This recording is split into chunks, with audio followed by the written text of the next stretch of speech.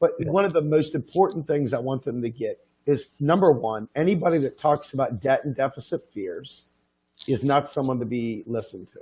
They Yeah. literally are lying to you, or they're ignorant and they still shouldn't be listened to. So Right. really, seriously, if you hear that, I mean, they're not dealing in macroeconomic reality at all. That's right.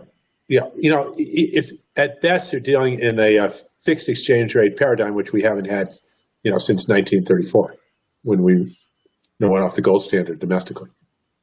And, they say we didn't go off until 1971 internationally, but no one ever asked for their gold before the French did in 1971.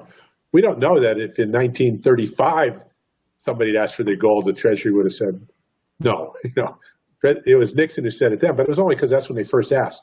We were acting as if we weren't on the gold standard in many ways for that, long before 1971. The Federal Reserve itself was engaging in its version of fractional reserve, fixed exchange rate banking.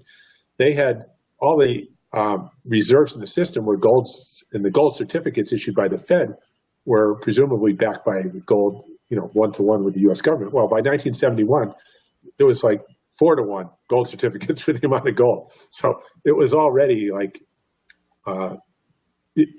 being, I would say, ignored at that point. And the only reason we went off of it was because somebody asked for the gold. If the French hadn't asked for it, we could have just continued as if we were off of it indefinitely until somebody asked for the gold. So anyway, that's just a side on that issue.